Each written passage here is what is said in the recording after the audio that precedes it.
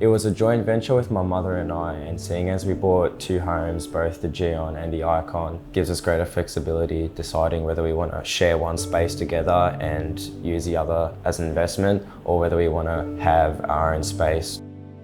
What made me choose the Icon home design was it seemed like a really savvy investment. I felt that it was great to support a young homeowner or a young family.